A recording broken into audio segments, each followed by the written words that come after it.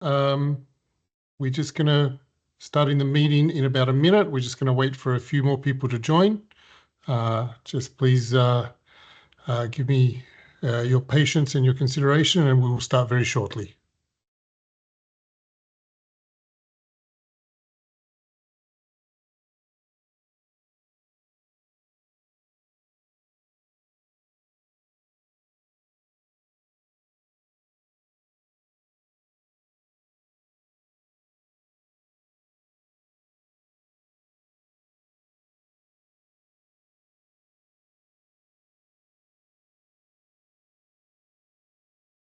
I can see a lot of people are joining. The numbers are growing quite quickly. I'm going to give it another 30 seconds or so to let more people come online, and we'll start very, very soon. So thank you for your patience.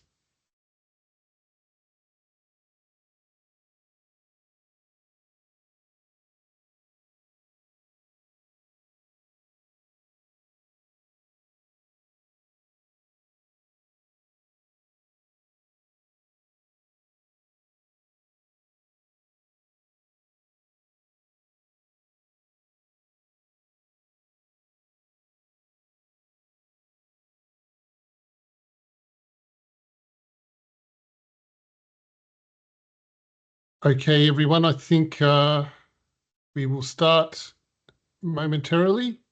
So imminently, here we begin.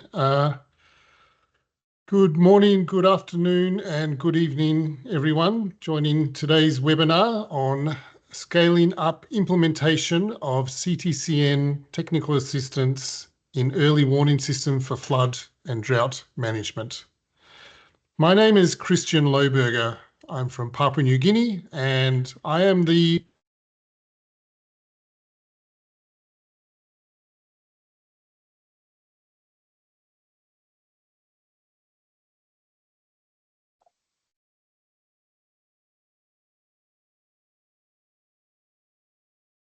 Seems Christian has some technical problem. Seems we lost Christian. Hello, Christian. access this page by either scanning the QR code on the PowerPoint with your phone or use the link that is going to be provided in the chat box. So please, this really helps us if you quickly scan this QR code and fill in the quiz, or you can join directly from the chat, and we will give you those results very shortly.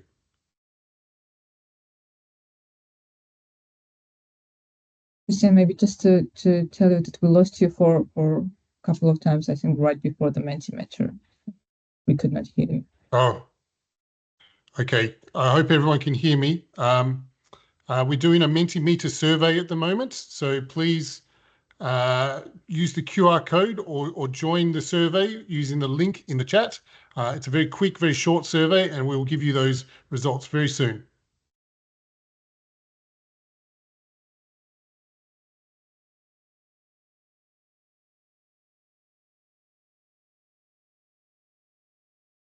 And I can see that we have a word map merging countries that people are coming from. We have a few from Belgium, Kazakhstan, UK, Republic of Korea, Malaysia, Sudan. Seems like Korea and Belgium are the most significant represented at the moment.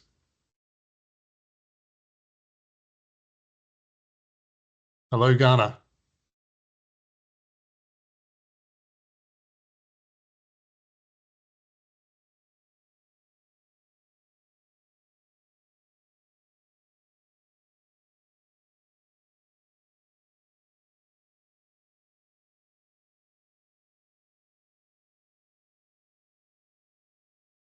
We have some people from Sri Lanka, from the Netherlands.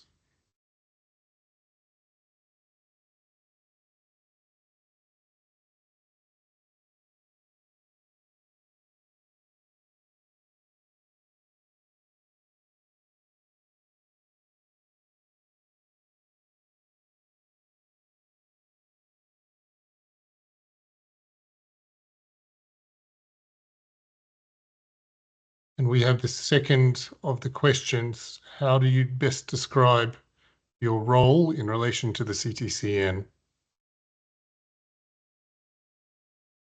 It's always interesting to see the results of these, where people are from, how they relate to the CTCN. You start to piece together the community, understand it a bit better.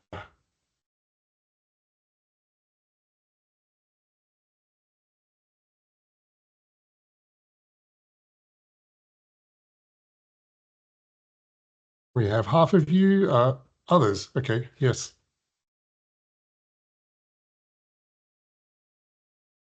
Have some NDEs, a lot of network members. That's great.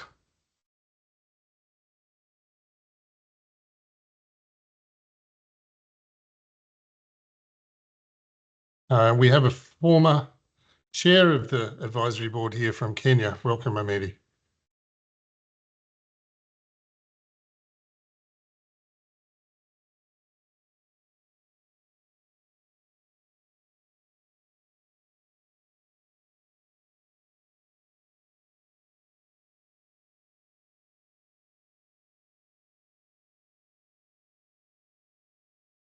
Okay, I think we have some good results in, and I will proceed with the rest of the webinar without further ado. As outlined in today's agenda, we are going to begin with welcoming remarks from the director of the CTCN, that's Ariesta Ningram. This will be followed by presentations from UNEP-DHI, showcasing 2 completed TA cases that have successfully gone the extra mile, either by leading to Green Climate Fund proposal submissions or by leveraging regional initiatives from the World Bank. Throughout the session, we encourage you to submit your questions using the Q&A box and to specify the speaker you are addressing. Alternatively, during the Q&A portion at the end, you can raise your hand using the function in Teams, unmute yourself, and you can speak to us directly and you introduce yourself. But more than happy to take questions in the chat, which we will read out for you if you feel more comfortable doing that. Now, I'm delighted to introduce to you the director of the CTCN, Ariesta Ningram. Ariesta brings over 20 years of experience in the fields of climate change, environment and energy, including 15 years at the UNFCCC Climate Change Secretariat in Bonn. Most recently, she served as manager of the technology subdivision, where she led the technology executive committee, the tech team, in supporting the intergovernmental process on climate technology development and transfer, and in advancing partnerships under the Paris Agreement. Ariesta, please, can you join us? Thank you so much, Christian, and good morning, good afternoon, and good evening to all of you joining us today from around the world. My name is Ariesta Ningram, and I just joined as the director of CTCN since December 2024, and it is my pleasure to welcome you to this webinar. The CTCN, as you all know, is the implementation arm of UNFCCC technology mechanism, and which is established by parties to facilitate action on climate technology, in particular in developing countries. The CTCN consists of a center based in Copenhagen, where I am right now, and its global network. And with more than 900 network members, the network really play a crucial role in advancing climate technologies through the services of the CTCN, technical assistance, capacity building, collaborations, and knowledge sharing. The CTCN works in the 5 transformative areas: water, energy, food system, energy system, building infrastructure, sustainable mobility, and business and industry. We also focus our services on 2 enablers: national system of innovation and digitalizations. Coming to today's topic, early warning system have emerged as a cross-cutting team across digitalizations and the water, energy, food nexus, as confirmed by the growing number of the requests of technical assistance we receive from the countries. Together with the policy arm of the technology mechanism, the Technology Executive Committee, the CTCN aims to collaborate and engage with financial actors. And our goal is to enhance the capacity of developing countries to prepare project documentations and facilitate access to available funding for technology development and transfers in the areas that I mentioned above. So in accordance with our respective functions, we have taken steps to promote technologies and innovations that can assist countries in advancing risk-informed climate policies and actions, including the implementation and scale-up of the early warning system with a focus on the small islands and the least developed countries.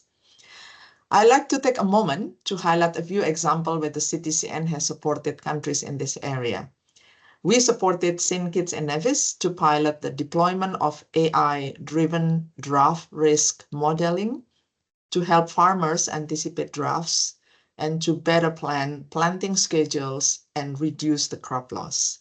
We also supported Malawi to improve the collection of water level data and the use of AI to analyze the river data level linked with a warning system. In Jordan, we are working currently with the local institutions to assess how machine learning can improve early warning system for extreme weather events. But how does our catalytic support create impacts beyond the life of technical assistance? And we hear and we will listen to the best practices implemented by our partner UNEP-DHI in Ghana as well as in Sudan. Thank you in advance for Mekoria and Maya for presenting our success stories in this area. I also would like to warmly welcome and thank our moderator, Christian. Thank you very much, the Vice Chair of the AB, and Maya, my colleague from UNFCCC, who will provide a brief overview of the Early Warning for All initiative and the Pillar 1 to set the scene. We will also hear from James Agri of the Water Resource Commission in Ghana and Huyam Abdallah of Sudan on their journey, which we hope that will provide valuable insights to all of those in the submissions. I extend my appreciations to Bapon Farudin, the water sector lead of GCF, who join us today to share the success factors and key points for considerations by the stakeholders. And my CTCN colleague, of course, Nadesh Trochelia, on the work of the CTCN under AFSIA program. Thank you again for being here with us. We look forward to inspiring and informative sessions. Christian, back to you. Thank you, Ariesta. Thank you especially for those really interesting examples of different countries where CTCN and our partners like UNEP-DHI have done some great work on early warning systems. And I think we had a very interesting example of how effective early warning systems can be very recently when that glacier collapsed in Switzerland, but they were able to evacuate the village a week or couple of weeks before it happened and save many lives. Switzerland obviously has these sorts of early warning systems in place, but it's with CTCN and our partners like DHI, UNEP-DHI, that we are now designing and implementing the same systems for developing countries where they're very much needed. So thank you, Ariesta, for leading us into that. We now proceed to the scene-setting presentation on Early Warnings for All initiative by Maya Shavatse. She is the Program Officer of the Technology Subdivision at UNFCCC. Maya supports the work of the tech on the UNFCCC and the implementation of its rolling work plan. She leads substantive topics such as the early warning systems, buildings and infrastructure research, development and demonstration. And Maya represents the UNFCCC at the UN Secretary General's Early Warnings for All Initiative Pillar 1, implementing partners. Maya, over to you, please. Thank you very much, Christian. Good morning, good evening, or good afternoon, colleagues, where you are based. Greetings currently from Geneva, where we have the 8th session of the Global Platform for the DRR, which and the Global Stakeholders Meeting for Early Warning for All initiative. Currently, I will be presenting the text work on the early warning system, which is one of the kind of key publication under the Early Warning for All initiative, titled Realizing Early Warning for All, Innovation and Technology in Support of the Risk-Informed Climate Resilient Policy Actions. Can I have a next slide, please? Thank you. As we all are aware, millions still lack access to the early warning system that could save lives, protect property, and also environments. For many developing countries, early warnings are more than just the data points. They are the primary defense. Despite strikes in the technology, there remain barriers in the coverage and the quality of that leave our communities vulnerable. Therefore, it's really important to bridge this gap. This policy brief that you can see and also you can scan to access the online is the roadmap to harnessing the innovation and technology for climate information and for the disaster risk knowledge, which is the foundation of the multi-hazard early warning system value chain. And as without risk knowledge, we cannot effectively detect or monitor or analyze and also forecast the hazards. Without risk knowledge, warning dissemination and the communication, as well as preparedness to respond to the hazards, events cannot be done effectively and also efficiently. Next slide, please. Thank you. This policy brief that was developed together with the TEC and the GEO, Group on Earth Observation, highlights 10 technologies. The first technology described is expertise of the research and systemic observation community, surface, air, ocean, and the space-based sensors, such as Earth observation remote sensing is the essential technology to produce the climate information and the disaster risk knowledge. I can continue. The second is the citizen science with mobile and digital technologies, which is essential for complementing the elements to ground truth remote sensing and Earth observation. The additional elements such as the patterns of the human movements and the rise sea levels, also changing shorelines, and can be captured by the global navigation satellite system, so-called GNSS, which is also well known as the GPS. The fourth one is the Internet of Things, IoT, shortly, which offers the powerful data gathering, the integrating, and interoperability of the capabilities and capacities. Of course, all of these are used as an input data to be fed in the simulation models, particularly for the risk assessment, risk mapping, also for the impact of the scenarios and the early warning threshold definitions.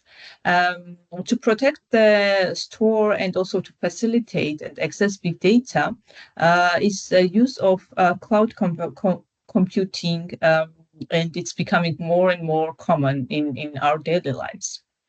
Additionally, very kind of active or common thing that is becoming is artificial intelligence and machine learning, which is also crucial to produce and use the risk knowledge based on the big data with high efficiency. GIS also as the geographic information system links data to the maps. Which is a popular way to delineate the climate information and the risk knowledge. Additionally, there are the data cubes and analysis ready data, or IRD,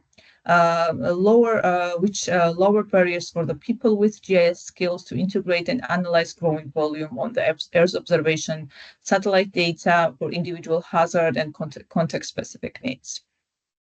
And lastly, the application programming interface, or APIs, that can link and integrate the variety of the data, products, and also applications within the single hazard as well as a multi-hazard context for planning, early actions, and the preparedness.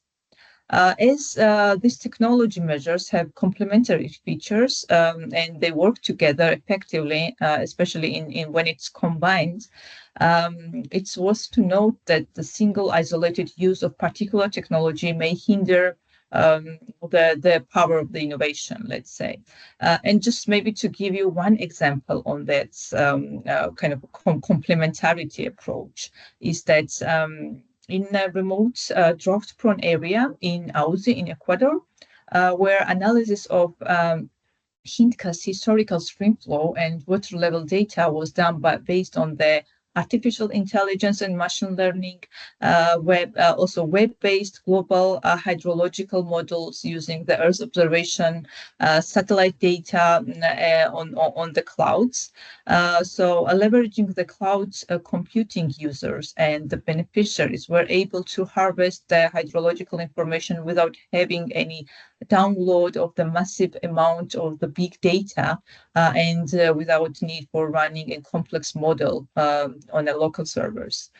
Using this analysis, synopses for the new irrigation system were designed for a project led by women, primary mothers, or the heads of households whose sons or husbands and the fathers has emigrated for the economic reasons. As this example suggests, the climate information and the risk knowledge can support multiple sectors, including infrastructure investments. Also, when local and indigenous knowledge meets cutting-edge technology, we can create that are accurate, timely, and most importantly, trusted by the communities who rely on them.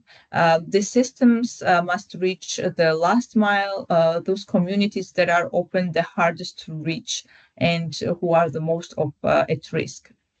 Communities most vulnerable to climate impact need access such as to such a reliable, locally tailored data to protect lives and also to protect livelihoods by increasing the Earth observation, artificial intelligence, digital and other technologies.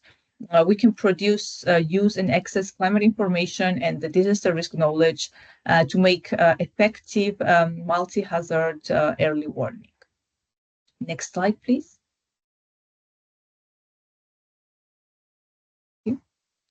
This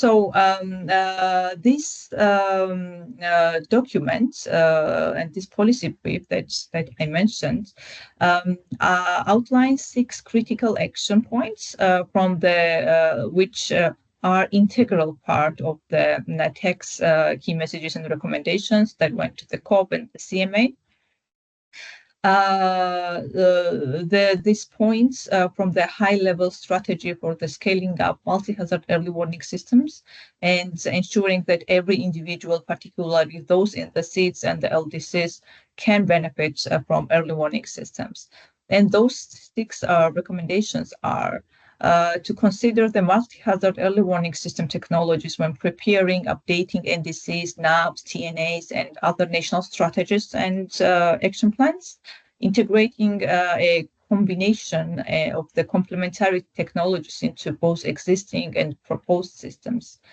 Also, to invest in multi-sectorial technology solutions by leveraging funding from the financial mechanisms such as the Adaptation Fund, CRUISE, Fund for Responding Loss and Damage, GCF, JEF, and so on, while building on the outcomes of the funded projects to avoid the fragmentation of the efforts and also to promote longer-term sustainability and maximize their impact. The third recommendation is to leverage international initiatives and public-private partnerships in order to strengthen the capacities for the government to understand and mitigate the context-specific disaster risk and to reduce the financial and other barriers associated with the accessing international capital. The fourth one is support the integration of the technologies into the projects to promote the local stakeholder engagement that are both low and high-tech technology solutions that can enable the creation and consumption of the risk knowledge by indigenous peoples, by youth, family, community-based groups and entities, including local universities or the research institutions or the startups. The fifth is the build the technical capacity in the developing countries by developed countries and other partners, obviously, for enhancing reporting on production, the use and access of the risk knowledge, including by implementing the targeted actions that strengthen the inclusion and build the capacity of women in technology in order to address this persisting gender gap and gender disparity. And the sixth is the leverage of the global community of the scientific experts and innovators such as GEO, for example, as well as many of those representing the systemic observation community who promote the open data knowledge solutions as a public good and provide the technical support and knowledge transfer that is needed for engaging the stakeholders and also to building their capacities. Next slide, please. And I think it's the last slide. Yes, thank you so much. And for your information, I wanted to just like briefly capture and bring this one of the success story of the Ghana, which you can see more details in the tech document analysis of the success stories for the implementation of the technology action plans. Then the program with integrated technology solutions for the advancing climate adaptation in water and agricultural sectors. As it was a good example as over the period of the TNA implementation, Ghana in general can be seen one of the success stories, which also captures the recommendations that we provided that tech provided in its policy brief on the early warning system.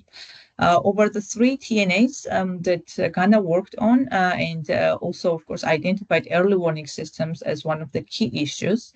It informed the country NDCs, national plans, and also it was systematically referred in the VURs, in the national communications and adaptation communications. Also, Ghana managed to enhance the capacity and engagement with the implementation partners through utilizing regional umbrella projects and programs as relevant to its prioritized technologies in the climate goals. And this coordinated approach, country managed to leverage quite substantive public-private partnerships and financed by scaling up projects from the technology action plans. For example, in 2017, 2018, the EPA mobilized support of the CTCN for the technical assistance on the early warning for droughts through the readiness support of the GCF, which total value was $300,000 USD. In 2010, 2021, in parallel with overseeing the TNA process, also EPA, which is responsible entity, and the NDE, ensured that outcomes of the technology action plans were fed into the formulation and evolution of the GEF project focused on the sustainable land and water management. And it got funding of the grant totaling around up to 30 million USD. And in 2022, for example, also Ghana received the grants, which was around 44.7 or up to 45 million from the EU and the government of France for the agricultural water management project that was directly linked to the technology action plans.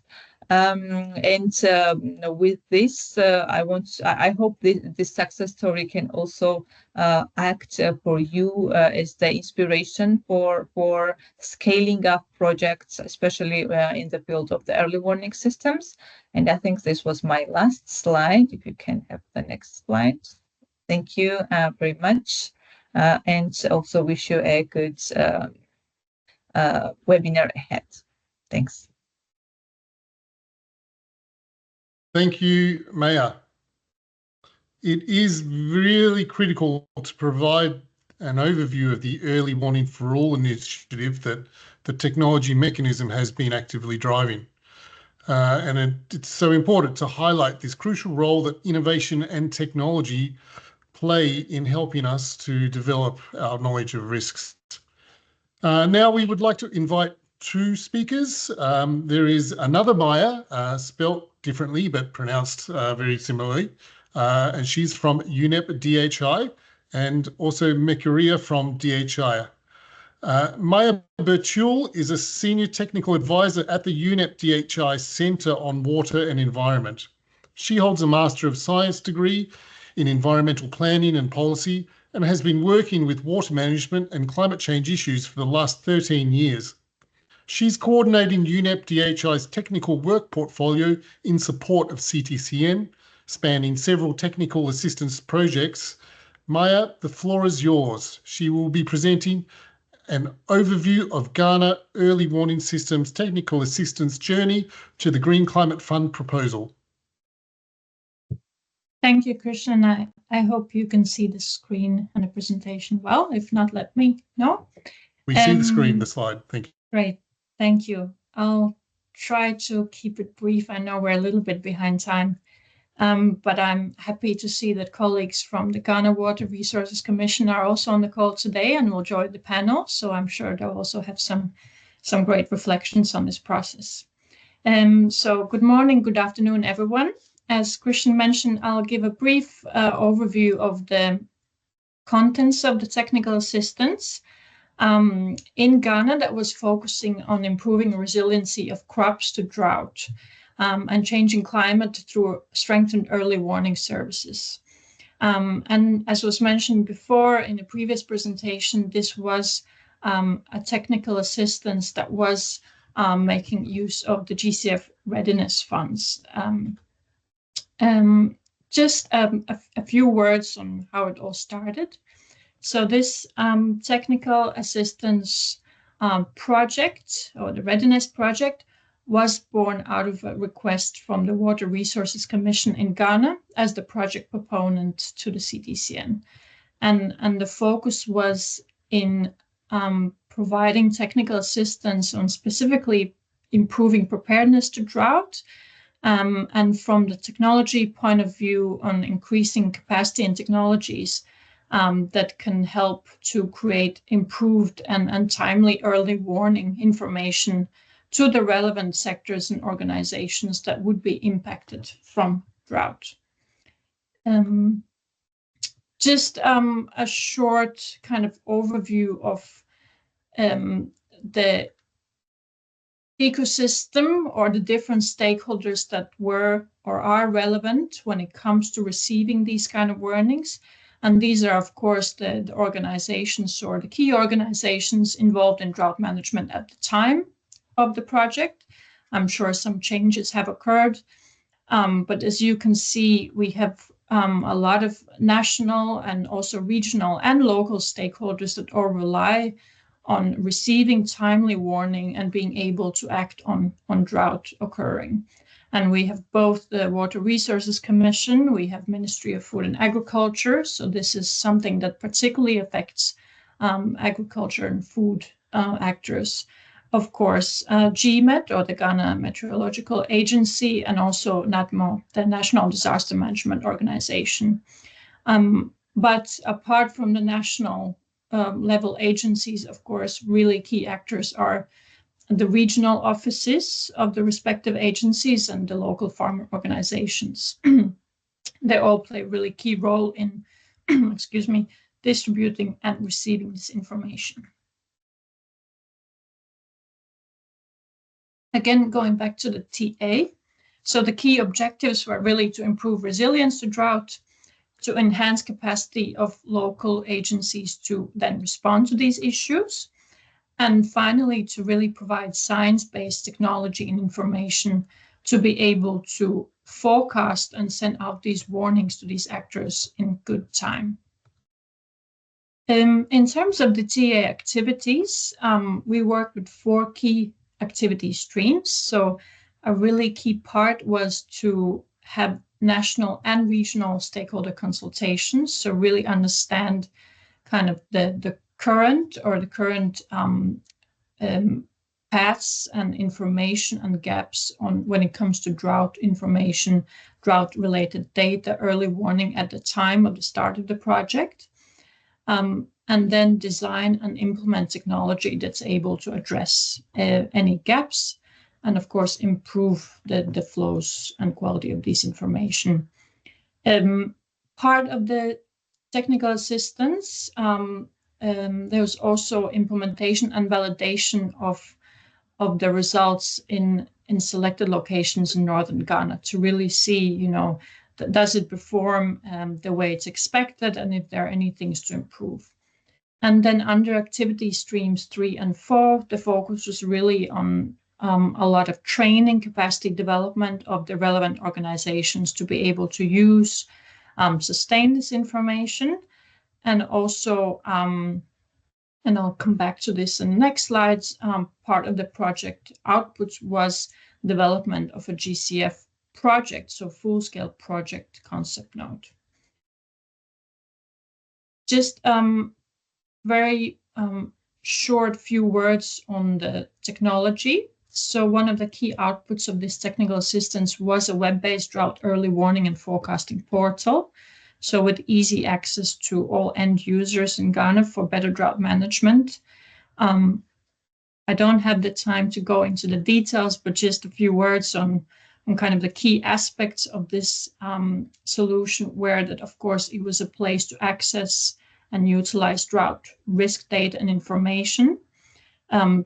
A lot of spatial elements to really better help understand which are the areas that are at risk of being most impacted from droughts, provide early warnings on future drought events, and part of the system was also providing dissemination tools. So, for example, automatically generated reports and bulletins on regular basis that can help to warn the users and relevant stakeholders in upcoming droughts. And maybe one thing to note is that a really key part of the technology aspect was in better utilization of the best available Earth observation data. So try to fill the gaps maybe for areas that are lacking on the ground observation stations. And of course, Earth observation data are really critical today in being able to fill those gaps. As I mentioned before, a series of technical training workshops with key stakeholders. You see some of the snapshots here. And one of the key outcomes of the discussions also of the national workshops was really the agreement to take this readiness, take this technical assistance work forward by formulating and submitting a full-scale GCF proposal concept note. I wanted to also maybe mention for those on the call that maybe are involved or are planning to work with full-scale proposal. From our side, I think one of the key learning experiences in formulating such full-scale proposals was that some of the outputs, a lot of the outputs coming out of the readiness work were really critical to really help substantiate and lay ground for putting together a full-scale proposal. And it was definitely things like the regional consultation meeting outcomes. So really being able to have the documentation, to have the evidence on what are the current gaps, what are the needs from the different stakeholders. Of course, the piloting results. So, you know, before emerging on a full-scale technology proposal that is, you know, 10, 20, 30 $1 million size, it was important to be able to say and have evidence that, yes, you know, the technology that is being proposed is the right one, and it's been tested, it's been piloted, it works, and we're able to also collect, of course, feedback from the stakeholders in these early readiness stages on maybe what needs improvement compared to the initial start of the project. And of course, quite a few critical assessment reports that were emerging from this readiness on assessment of what are the processes for drought information exchanges, what are the data gaps, what are the needs. All of these are quite critical in providing the evidence basis for the full-scale project proposal. I think this is probably my last slide, and I know there'll be more discussion in the panel with also representatives of the Water Resources Commission. So the left side of the slide here is where we started as the implementing partner on the CTCN technical assistance and the readiness project. From there, UNEP agreed to be the accredited entity through its early warning and assessment division, together, of course, with the Water Resources Commission in the driving seat and UNEP-DHI as the implementing partner in formulating a SAP.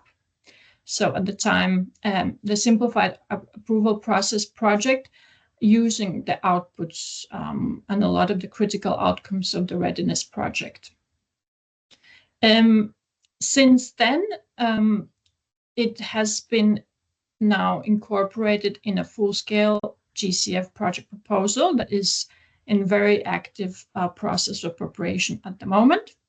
And it has been a long journey, as you see, but I do want to say all through this process since the very start of the TA of the CTCN, it has provided really critical outputs to be able to lay the grounds for a full-scale GCF project proposal. And of course, we are very helpful that the proposal will be successful. Now it's part of a really, not a SAP, but a full-scale GCF proposal that is in active approval processes from UNEP and GCF. And it will be a part of a project that focuses on resilient landscapes, but still with a very strong early warning component. So I'll end with that in view of the time. If you have any questions, I'm also happy to try to answer them in writing, either in a chat or QA. Thank you again for the opportunity to present, and back to you, Christian. Thank you, Maya. Thanks for that great presentation. Next up, we have Mekaria Bayan, who will be presenting on experiences from Sudan, funding early warning systems technical assistance, and that's about cross-fertilizing with regional players and ongoing initiatives for upscaling of impact. Mekaria is a water resources systems engineer with DHI. He's got over 35 years of experience in the field, spanning hydrological and hydrodynamic modelling, flood forecasting and early warning systems. Along with integrated water resource management, he is a real expert in this field. Mekaria also brings deep knowledge in flood risk assessment and management and in providing decision support for water resource management, contributing to the sustainable use of vital water systems across many countries in Africa. And over to you now, please, Mekaria. Thank you very much, Christian, for the introduction. So let me directly go to the topic. Let me share my screen. And here I am. I hope everybody can see my screen.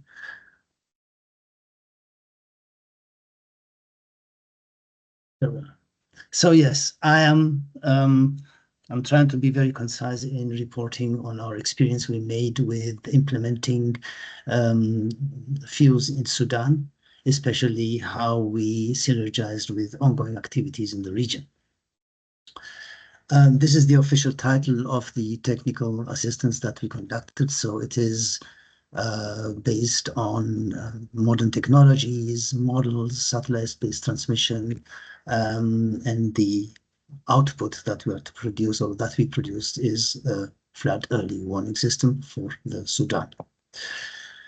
So the objective of the technical assistance was three, basically. One is to strengthen capacity of the technical staff that deals with flood forecasting and early warning. Then, in parallel, to enhance flood preparedness and early warning systems. And these two things, of course, can be only fruitful if you link it to those who need that information. So that was basically the scope that was defined, and our approach to achieve this was to build on something that's already there, and the basins that we're discussing at the beginning of the project were the Blue Nile, the Satitat Bara, Dinder, and Rahat. I'll show you in the map in a few slides. But then we observed, or were working on the so-called Eastern Nile flood forecast and early warning system that had basically the same focus and the same scope. So we said, how can we synergize that? Training system operators and enhance the capacities of key stakeholders, of course, is a key activity that we are also to conduct. The project partners were authorities in Sudan, like the Higher Council for Environment, the General Directorate of Climate Change, the Ministry of Irrigation and Water Resources of Sudan is the project proponent, and we, UNEP-DHI, did the implementation. The key stakeholders are mainly Sudanese authorities or institutions that you see here above, but I'd like to also draw your attention to two other stakeholders, which is the Eastern Nile Technical Regional Office, which is a subsidiary action program of the Nile Basin Initiative, and the IGAD Climate Prediction and Application Center, which is a regional technical hub that provides services to its member countries, and academia, in this case, academia in Sudan. The project outcomes relate to what I just said at the beginning. Basically, three outputs. At the beginning, you identify what is there and what is needed, and you understanding the gaps, you recommend what should be done. And based on that, with output 2, we enhance the fuse. And then once the fuse is enhanced, or in parallel of doing that, we strengthen the capacities or trained the people that are to operate the system. So let me give you some impressions on this flood early warning system for the Sudan. But before I show you a few screenshots, basically for those who work with this daily, this is a very trivial thing what I'm explaining here, but let me make it very brief. So any flood forecast system is based on weather forecasts, basically through numerical weather prediction models, or supported also with satellite observations. This real-time information is then used to do some hydrological and hydrodynamic modeling in the flood forecast system. It is then visualized. This is supplemented with operational information. By the way, this is very important in the Sudan because we have many reservoirs that are operated and have an impact on the flows downstream. And then it is made accessible through user interfaces and through dissemination platforms. These timely forecasts allow us to assess the impact. We can make decisions and then trigger early warning semi-automatically in our system, and then this can help them for emergency response. So the foundation of our system is the so-called Eastern Nile flood forecast and early warning system, which has emphasis here a regional weather research and forecasting model, the WRF, for the region, which was developed by NBI. Then we have hydrological forecasts and flood forecasts with hydrological and hydrodynamic models. And then we have an integrated forecast system based on DHI's micro-operations platform. So the scope that we have in the Eastern Nile are the Blue Nile, the Sobat, Atbara River basins, and the disseminations and reportings are tailored to ENTRO's needs, the Eastern Nile Technical Regional Office. So in our project, additions were required for the Sudan, for the main Nile between Atbara and Dongola, Dinder and Rahat rivers. And of course, the information must be customized to the dissemination needs of the Ministry of Irrigation and Water Resources. This just gives you a geographic overview where we are, here the Red Sea, the Horn of Africa, and here the different basins. There are 6 sub-basins that we are covering for flood forecasting on their respective main rivers. this is what the system would look like. For example, just recently I made a forecast. I looked into the forecast of Khartoum. We can look for different locations, selected locations, river flows, water levels, or for catchments, we can look into forecasted rainfalls. So we can explore in the graphical user interface of this web-based system what is happening where and when in forecast mode. Then we have a dissemination component which sends out daily emails to operators with overview of forecasts, the severities. There's an overview, basically what is green, yellow, and red, and dark red. And a bulletin is attached, and this bulletin explains in detail the scope and some general information, but also gives you apart from the general information, how forecasts are made, details for each location. In this case, for example, we have areas where we have danger, where everything is okay. For example, here in Khartoum, it was green. And then we have, so the operators that receive this email can have a quick insights, what is expected to happen where in the coming 3 days. So what are the key project outcomes? The technical assistance has bridged data availability, which is an issue in many countries, by using globally and regionally available rainfall forecasts.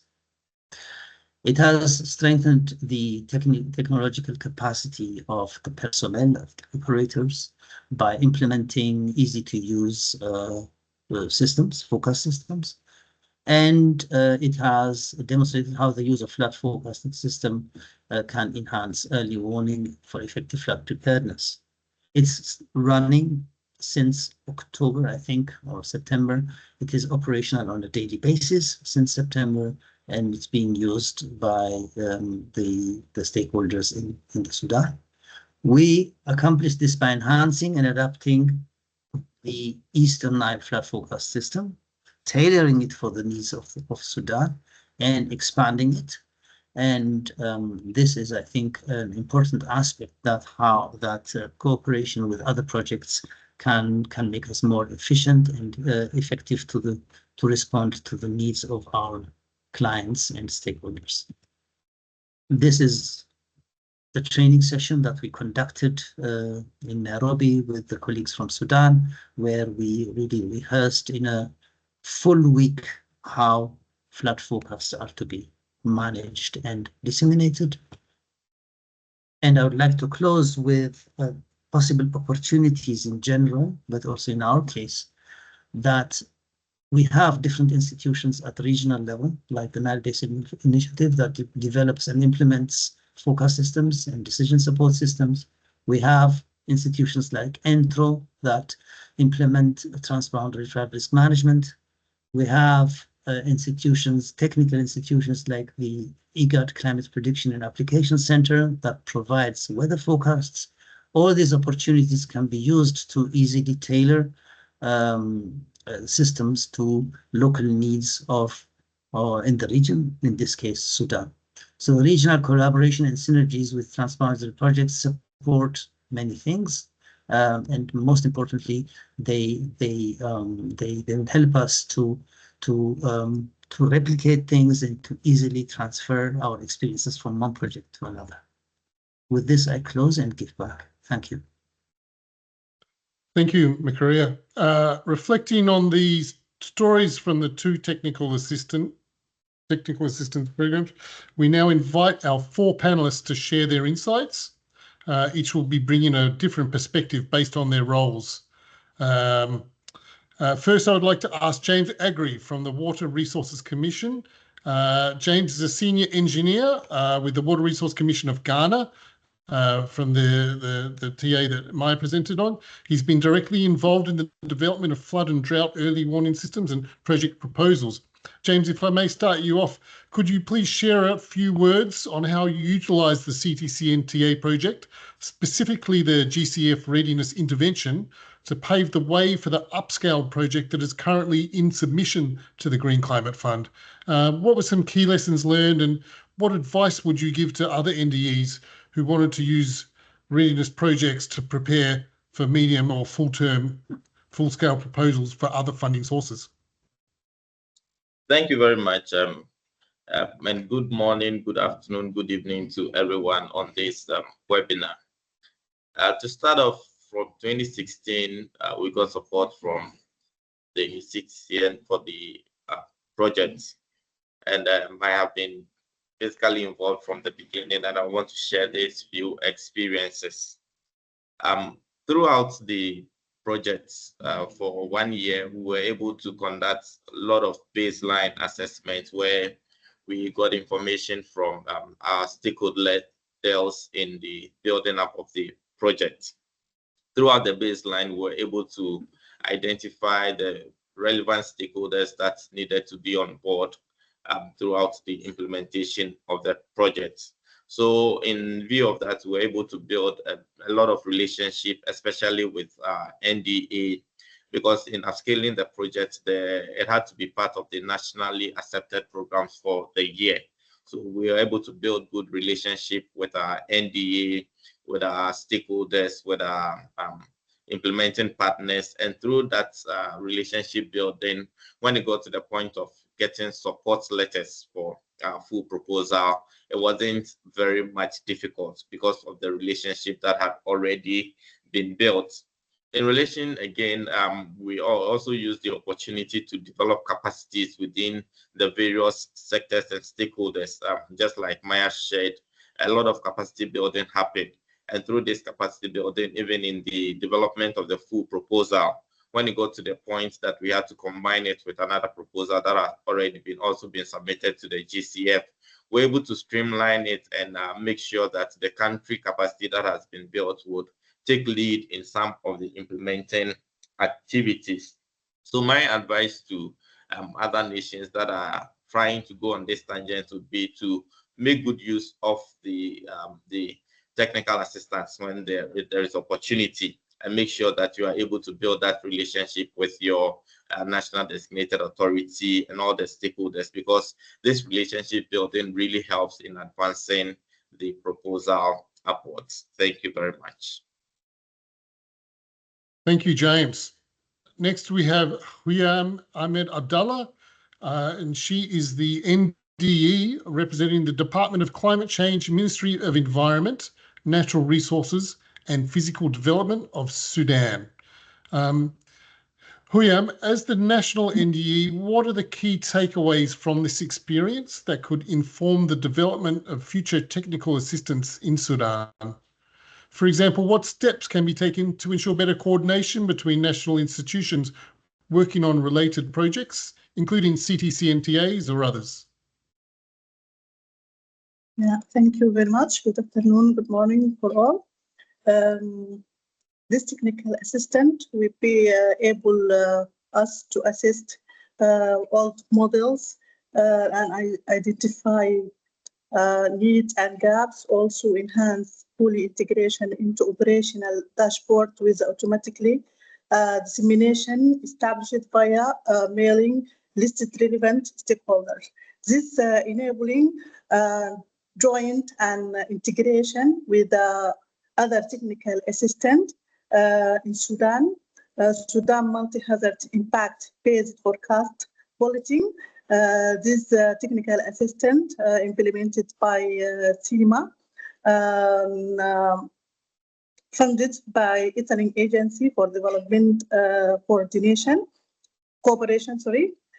but still we need to enhance the forecasting capability for both the Blue Nile and White Nile basin. Also, Sudan currently lack a national hydrological forecasting system for flash flooding and increasingly critical gaps given the growing frequency and impact of such events. Also, two systems still hosted by DHI and CIMA. Also, we need to build the capacity institutionally and technically to be hosted the system in Sudan. Also, still we need to raise capacity for staff to more forecasting to give an intervention in time. Thank you very much. Thank you, Hira.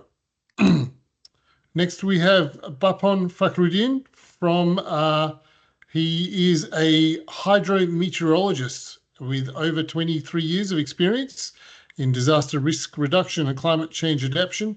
Bapon is the water sector lead at the Green Climate Fund. He oversees climate investments in vulnerable countries for water security and early warning systems. Bapon, reflecting on today's stories of these two journeys in Sudan and Ghana, based on your experience with smaller scale projects paving the way to mid or full-size GCF projects, what do you think are the key factors for success? What should be kept in mind early during the project formulation process, and what key steps can future CTCN TA developers take to improve their chances to scale up efforts through access to GCF funding? Thank you so much, Christian. I think as you just hear some success story from James as well as from Human from the Ghana and the Sudan story.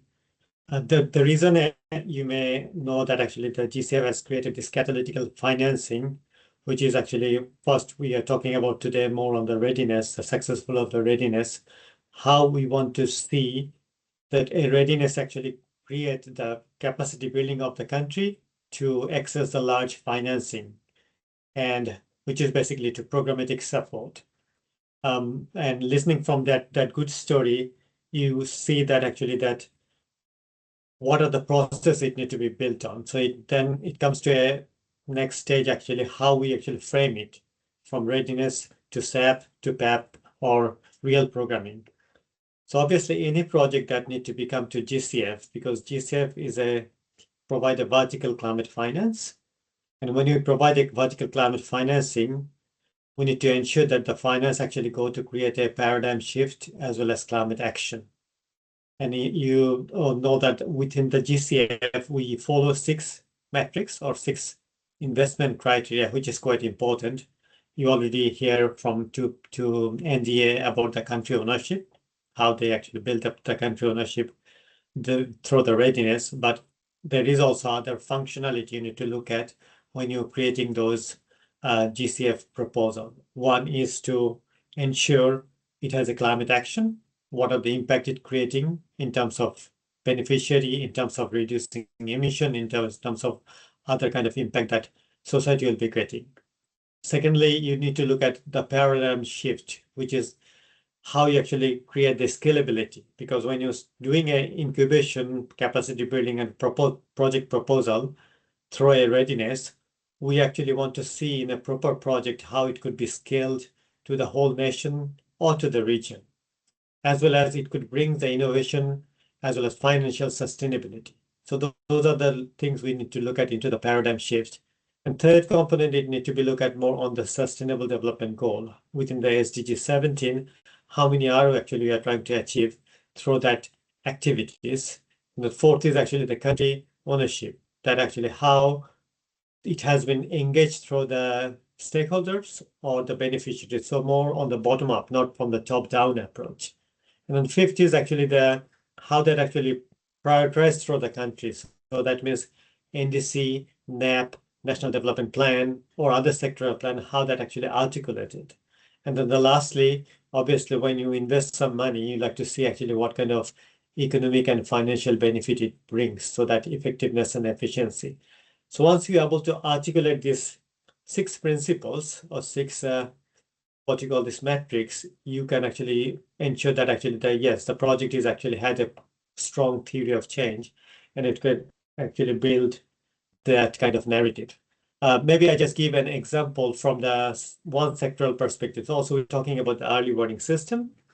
So when you're talking about the early warning system, as maybe know that within the GCF, we already actually mobilized $1.3 billion into enhancing the early warning system, more than 89 countries around the world. And together with the co-financing, it's maybe actually $3.5 billion. So that's actually quite a large scale amount of money we actually supporting to the region or to globally.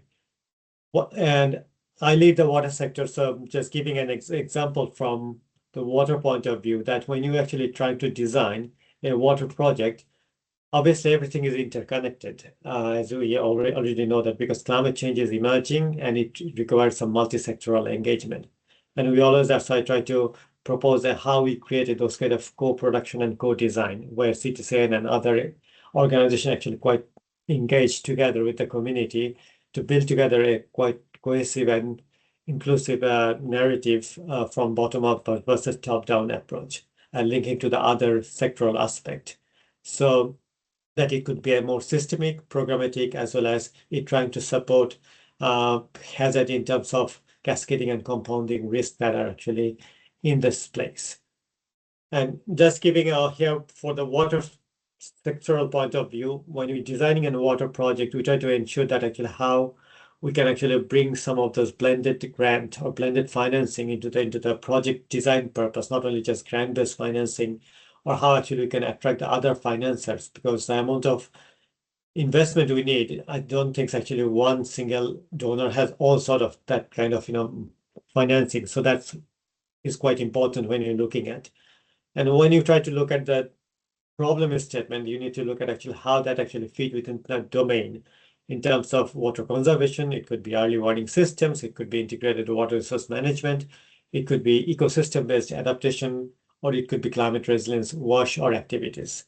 But what actually we try to look at when you're designing the pathway, that how you actually drive those domain into a pathway. So we need to look at actually the water should be looking at it as like an asset class, so that actually we try to put the value, but also how we actually create those kind of innovative and fit for purpose financing, so that it has a opportunity to what are the exact financial need and what are the financial opportunity. If there is an opportunity for return on investment, can we actually use the loan or guarantor or equity funding? Or if it is actually poorest of the poor, we are talking about, yes, it need to have properly a grant-based financing, so that actually country doesn't get more debt kind of areas. In terms of flooding and drought, it's more on the transboundary aspect. So we try to look at actually how the transboundary could be quite well reflect into the system, and then looking at more into adaptive and agile water governance, because that is quite important actually when looking at the governance aspect on the horizontal cross-sectoral engagement. And then the dynamic policy engine together with the innovation, because if you can bring the innovation, and that's I think quite important for the CTCN point of view, because you actually harness so many innovative research, innovative technological side of it. But if we want to bring that into operational domain, that need to be linked with the policy domain, so that actually it has a proper liability and accountability in the government mechanism, and how that could be translated from that operational domain to the community. And then finally, how actually you can create a sort of climate enabling water circularity or circular system, so that it's not just a one-off project. It actually brings a sort of like a catalytic or like a fusion one after another, so that actually community itself could be create that kind of benefit. And then finally, any project that need to come through, it need to have a climate narratives, which is actually should be based on the climate risk, which is climate indices, how that actually creating a climate hazard, and how that hazard is actually linking with exposure and vulnerability, creating a climate risk. Thanks. Happy to answer any question that you may have. Thank you, Bapon. And finally, the final panelist, we have Nadej Treselja from the CTCN itself. Nadej is supporting the design and implementation of the CTCN technical assistance and capacity building activities, and she also coordinates the AFCIA program. Nadej, thank you for joining us. Could you share what kinds of support and guidance materials or resources are available from the CTCN to help scale up regular TA efforts into larger projects? From past successful experiences, what do you think have been the most critical areas for success? Thank you very much, Christian, and thank you everyone for being here today during this webinar. Yes, of course, maybe something important before starting answering these questions would be what is key? What are the key pillars that help convert a TA, technical assistance, is implemented by the CTCN into a bigger, larger program? And for this, I believe I can think about 4 main pillars that, if you put together, create the right enabling environment to make sure that the TAs can be duplicated, can be scaled up. And one of those, the first one, would be, I believe, governance. So we need to make sure that we create governmental engagement from the start, from the very start, from the drafting of a project. And this can be done through a very inclusive stakeholder engagement. So of course, the CTCN is working with the national designated entity, the NDEs, but we need to go beyond that. We need to work as well with, for example, the adaptation fund in the case of the AFCIA program, the adaptation fund focal point, but we can also work with the Green Climate Fund focal point. We can also work with other focal points. Maya, for example, this morning presented something about the early warning system for all initiative. This initiative has as well focal points in the different countries. So each time we work on a project, we need to make sure that we have a good engagement with all the stakeholders that need to be informed about the project and that will have inputs to provide in order to understand where the country stands and to align the expectations and the project to the real need of the country. So this is a very important and major pillar. But it's also important to make sure that once the implementing partner is selected, it is also supported by the country in the implementation of this project. This is not always easy, but the best way to make sure that the implementing partner is accepted by the country is to have this very strong local partner, because the local partner is the team of experts that will meet in person regularly with the governmental entities. They are also the ones that will understand the context better. So of course, it's good to have a mix of international experts with maybe very strong capacities and expertise in a specific topic, but it's also very important to have very strong local partners, because they will be the ones that have the capacity to make sure we don't lose the momentum, we don't lose the involvement of the government of the country, and we have a strong project. So this will be I would say the first pillar, governance. Then maybe another one is capacity building. When we talk about technology, and the CTCN, of course, is a lot into technologies, we need to make sure that we bring a technology that is corresponding to a need.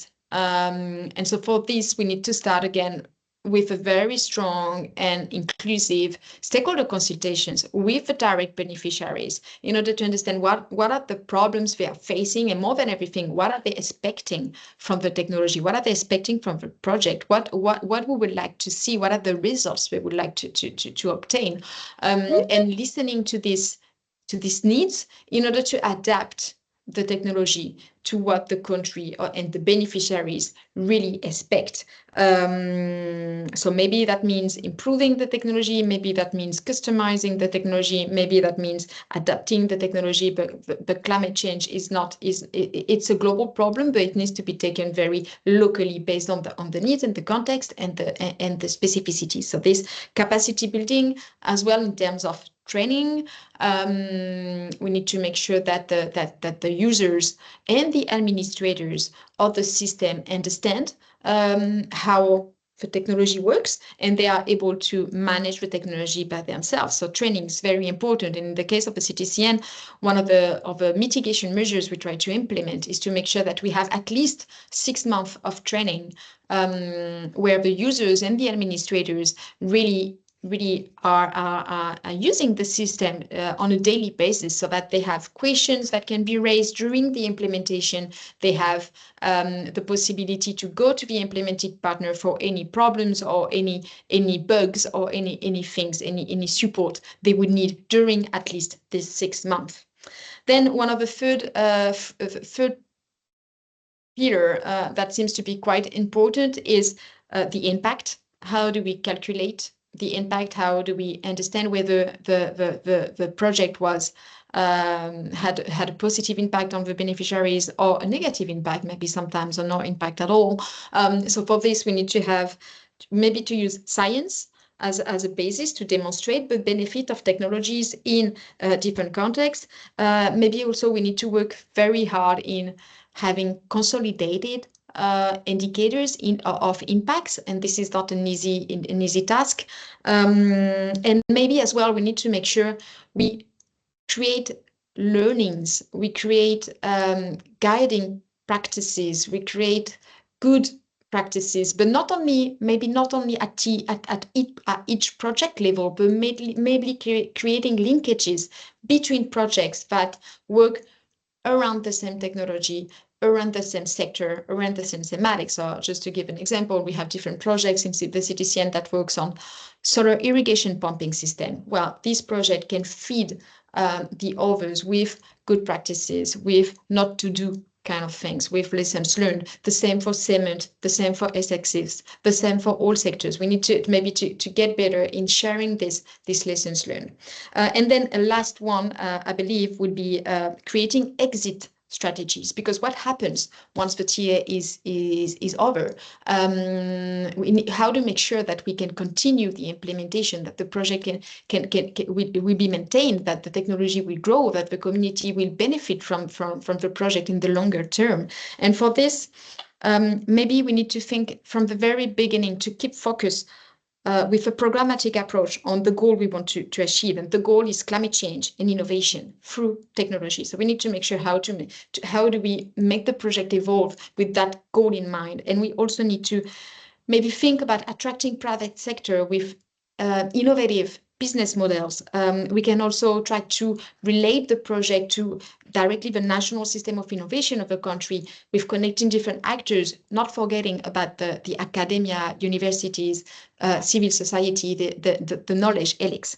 And what the CTCN, to respond to the question, what kind of support and resources can the CTCN provide? Well, we can provide this connection through the NDE to create this governance structure. We can also support in onboarding the implementing partner. We can work with the country, collaborate with the countries in defining these strategies and these impact indicators that will make sense, that will ensure that we monitor correctly the project. And of course, in terms of capacity building, we can design the structure of this capacity building from the very beginning, from the response plan, to make sure that we face no problems during the implementation. So we can, and of course, the CTCN webpage is also full of resources, of reports, of deliverables, of lessons learned that can be hopefully useful.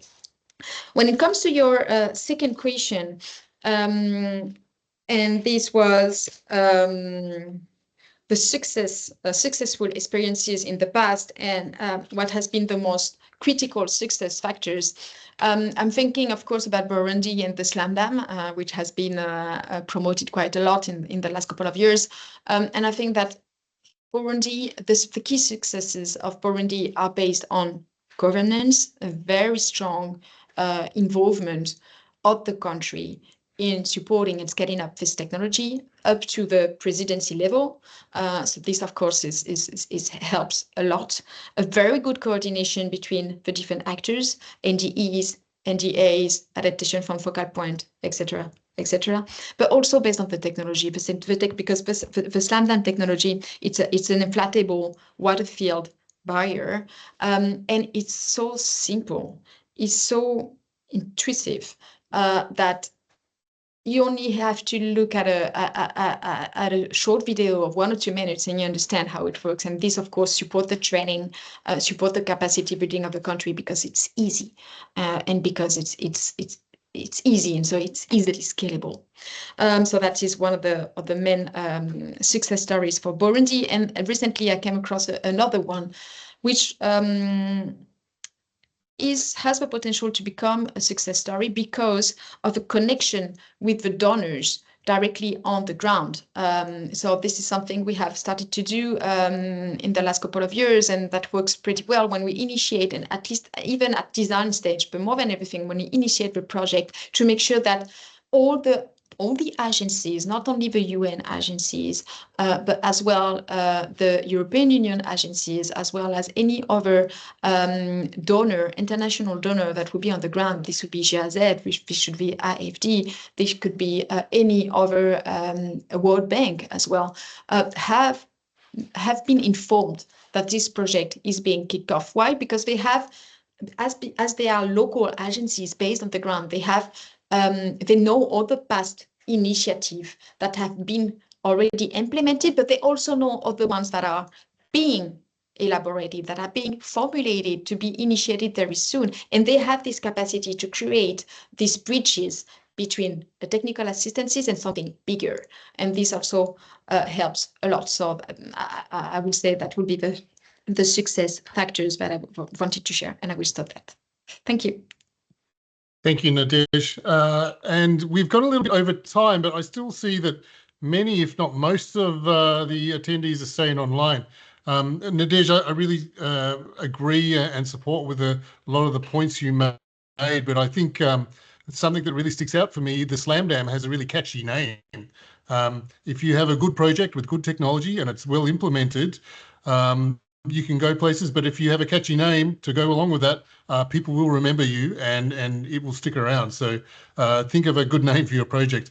Now, I want to open the floor now to any questions. You can please, we have a couple in the chat already, but we have a couple of our expert presenters have left, but most of them are still here and ready to answer questions. So if anyone wants to put their hand up and they can unmute and talk, otherwise I can go to the chat. So we don't see any hands, but we do have a few questions in the chat. One here from Mohammed Ibrahim.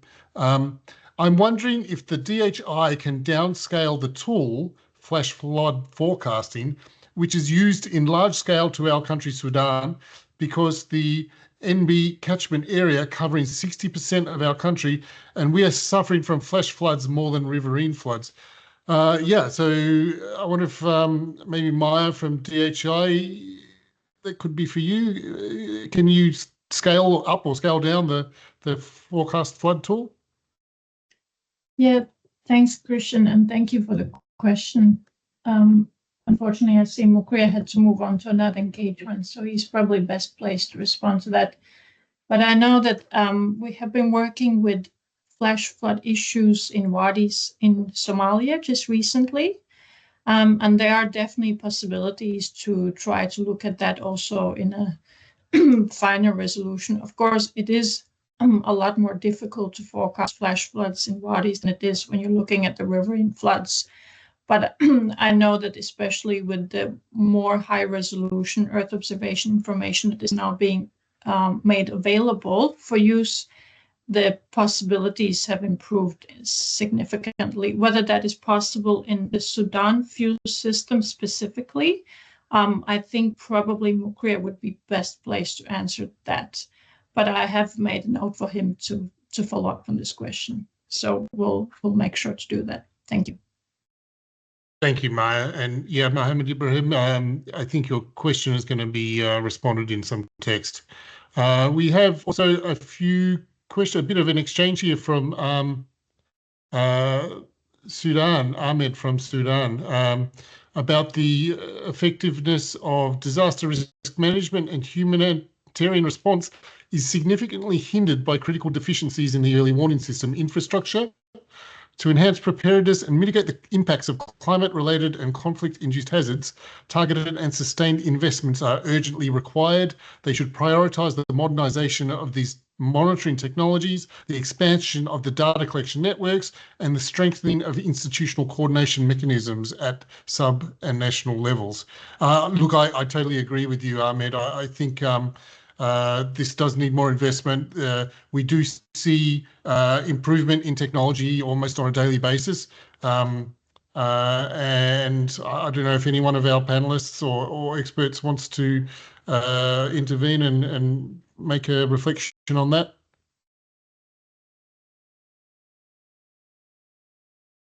maybe Bapon from Green Climate Fund, do we,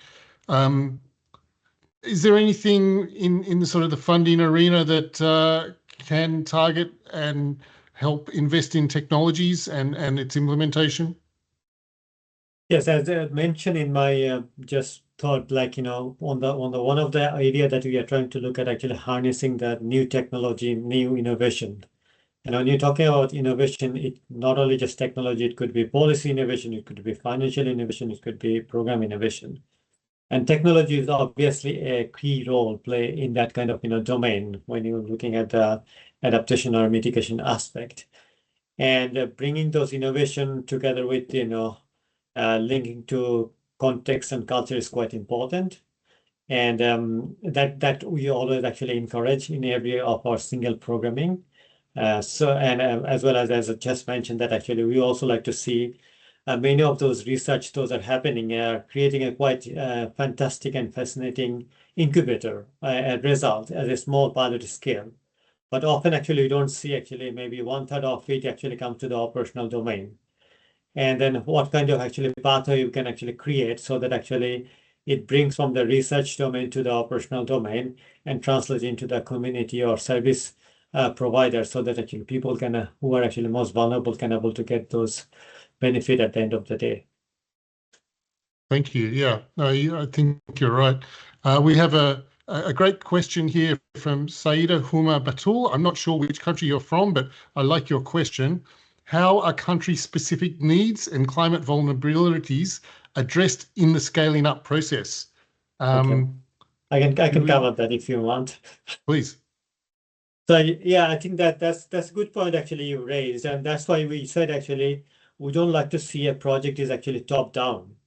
A project needs to have a bottom up and top down mix, so that actually it has a flavor to understanding the risk at the community level. Because when you're talking about the global climate change, a precipitation is changing, 2%, or a glacier is melting off 50%. What does it mean to a person, a farmer who's actually sitting in a small watershed in a small community? So you need to actually go to that perspective that as a human being, how am I actually affecting in my local context and in my location specific the hazard? And once I understand that hazard, what is my exposure? A 1 meter of flood in your area, if you're living in a high elevated zone, may not be a risk because your vulnerability is quite low. But a people who is actually living in a very low sea level rise area, a 1 meter flood means actually a very high risk for him. So it's actually risk varies based on the vulnerabilities. And unless we are able to attract those kind of, need, you'll not be able to articulate the scaling up opportunity as well as real impact into the ground. So that's why a localized climate risk assessment is quite important. And that's the fundamental core for GCF project design, which we call like a theory of change into the project.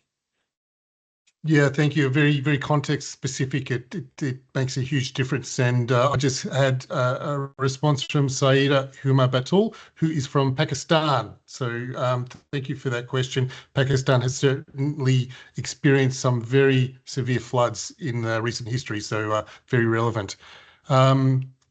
I think we have almost exhausted our time.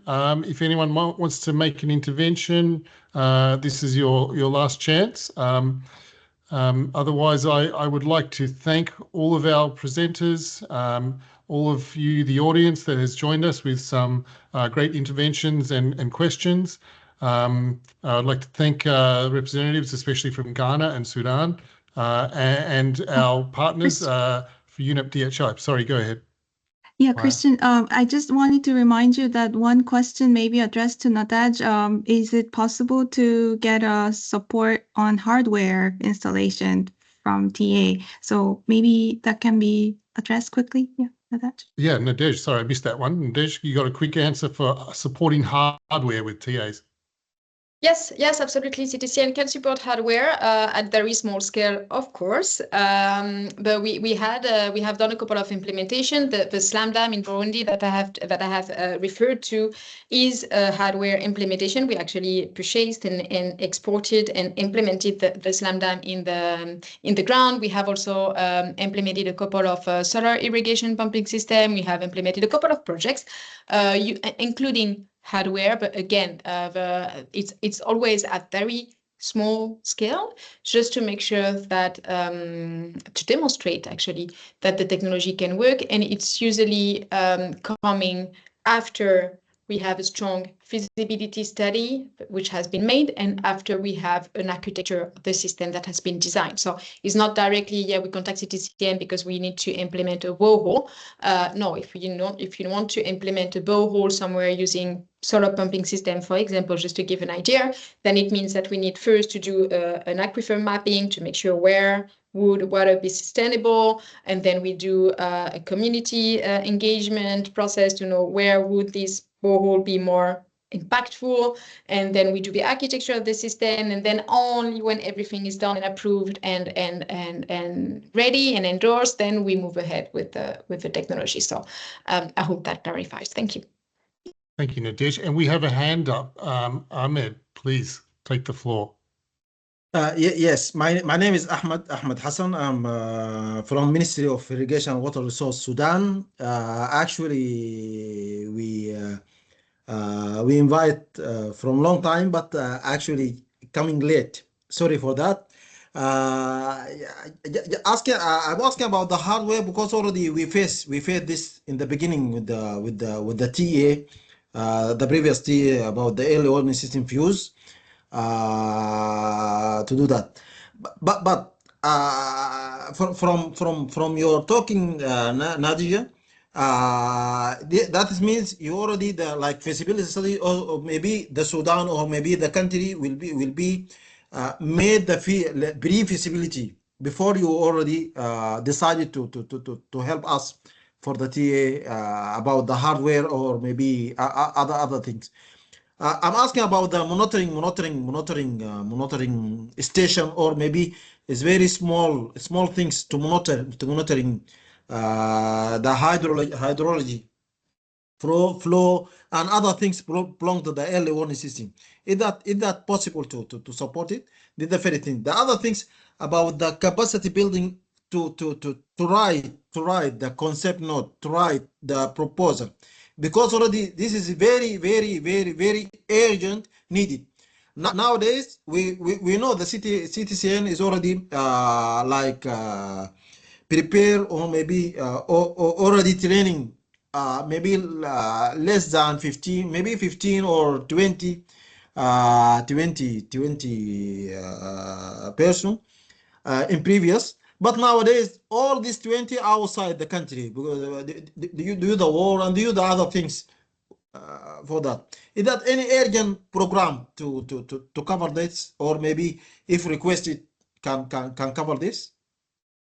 Thank you. Yes, thank you very much. So there are many questions in this question.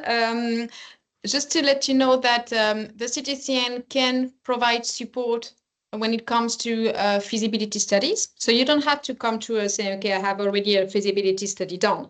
But you can say, okay, look, I have already done a feasibility study to know whether I can use floating solar panel in my region, and it's positive and I would like to move ahead. But you can also come to us saying, okay, look, I don't know if it works or not, but I would like to do the feasibility study in order to understand whether it makes sense, and we can support a country to do that. When it comes to piloting, for example, as you said, a very small scale flood system, of course, because we have developed this early warning system for flood with the Sudanese government a couple of years ago, well, actually still ongoing. Well, the project is closed, but the platform is still existing.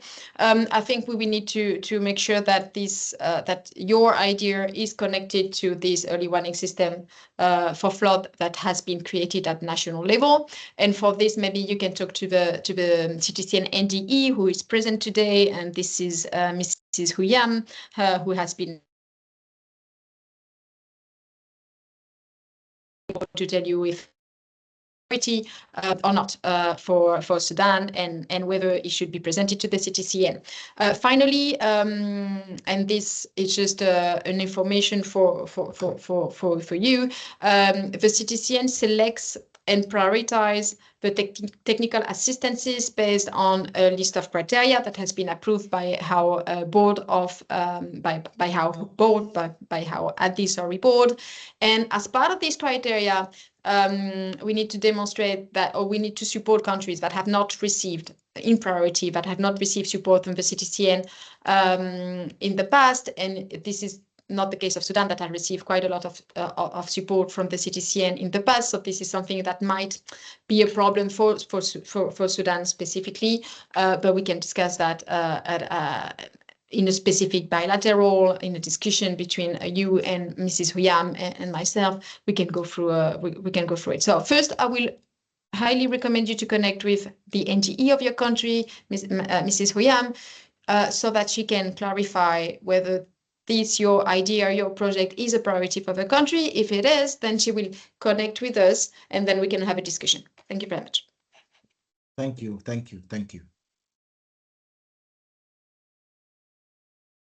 Okay, thanks everyone. I think unless we have any more questions, we are more or less at the conclusion of this webinar. Thank you all for participating, especially for our presenters. I look forward to seeing where we progress with the technical assistance for Sudan and Ghana. And I hope you will all stay engaged and looking forward to work with the CTCN and our partners like UNEP-DHI to provide these critical services for early warning systems. And with that, I bid you all a very good day, good evening, or good morning, wherever you may be. It's dinner time here in Papua New Guinea, so I must go and get some food. But everyone, thanks again for your participation, and we will end the event now. So good night. Thank you. Bye. Thank you. Everyone. Thank you. Thank you very much, everyone. Thank you. Bye. Bye. Thank you so much. Thank you. Thank you very much.